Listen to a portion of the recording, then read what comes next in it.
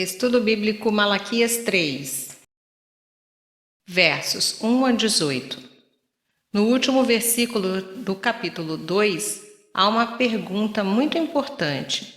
Onde está o Deus do juízo?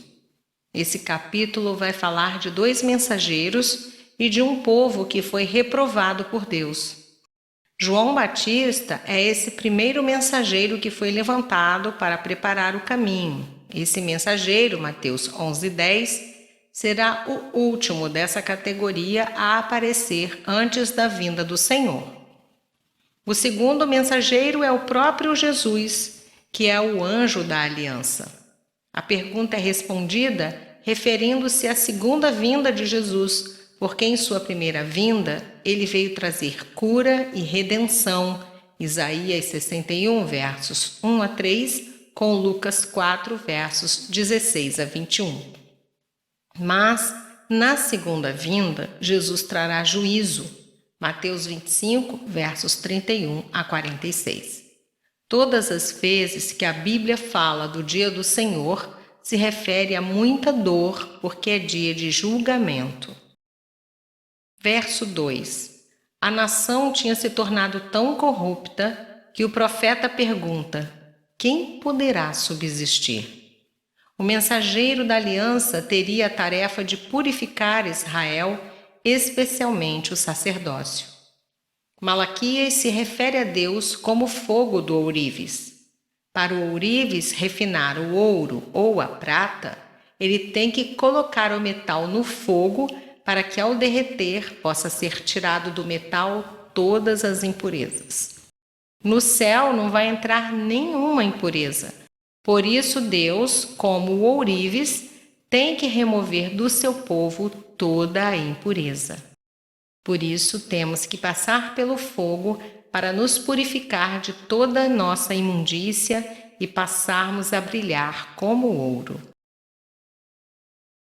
Versos 3 e 4.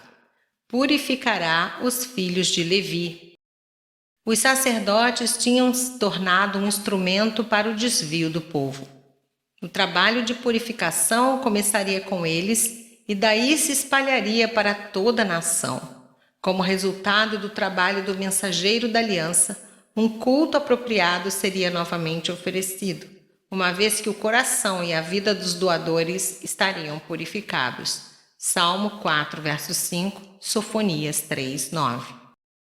Verso 5. Essa sessão começa com os cínicos religiosos acusando o Senhor de injustiça e termina com um litígio judicial no qual o Senhor apresenta acusações contra o seu povo.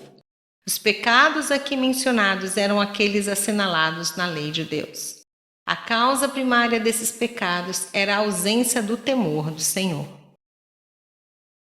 Versos 6 a 12. O povo não estava apenas trazendo ofertas defeituosas, mas também estavam retendo o dízimo, aparentemente devido a colheitas insuficientes. Contudo, reter o dízimo é roubar do Senhor. Como consequência, o Senhor justo reteve as suas bênçãos.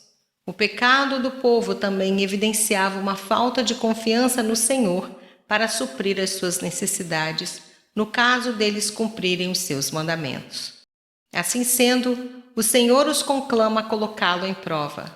Se eles agissem assim, a provisão resultante seria tão grande que as nações notariam a diferença e considerariam Israel como uma nação abençoada por Deus.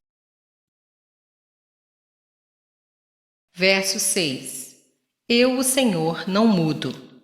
A imutabilidade da promessa pactual de Deus é vista em seu propósito de abençoar o seu povo segundo os termos da aliança. Assim, eles não são destruídos. Êxodo 34, versos 6 e 7 e Jeremias 30, 11. Verso 7. Tornai-vos para mim, e eu me tornarei para vós outros. A ordem para que se arrependessem está interligada a uma oferta de bênçãos. Zacarias 1, 3, Tiago 4, verso 8. O pecado separa o ser humano de Deus e leva Deus a esconder a sua face. Isaías 59, 2. Mas o arrependimento e obediência levam a Deus a abençoar o seu povo.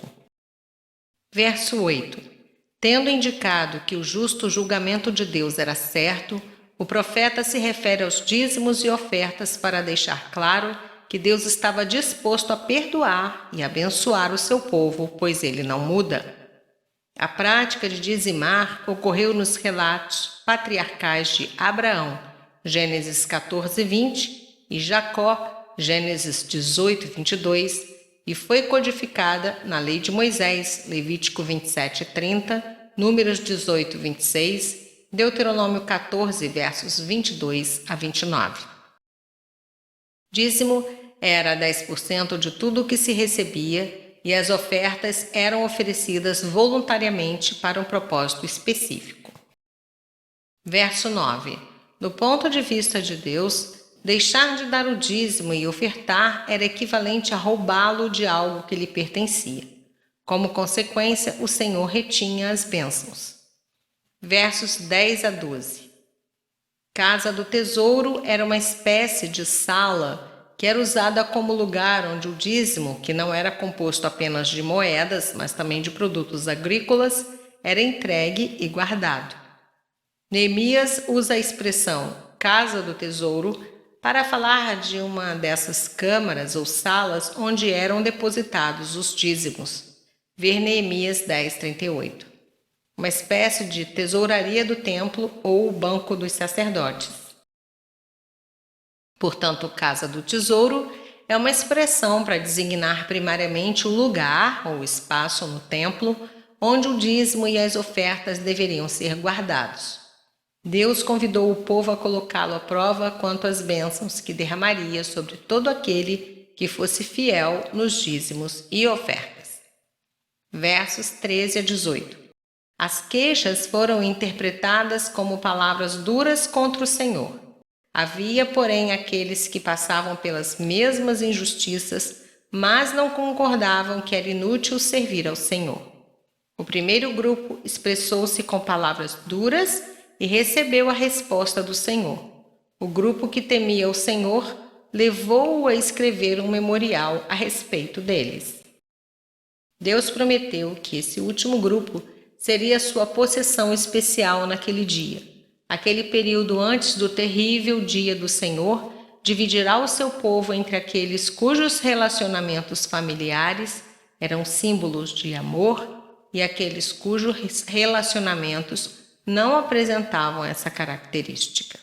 Deus julgaria o seu povo, trazendo maldição sobre aqueles que criam ser inútil servi-lo e derramando bênçãos sobre aqueles que permanecessem fiéis a ele. Versos 14 e 15. A aspiração por um ganho pessoal pelo serviço é o oposto de desejar servir a Deus por amor, desejando viver na verdade do Senhor. Versos 16 a 18. A conversa e a conduta daqueles que temiam a Deus contrastava com a murmuração e a desobediência dos que falavam contra ele.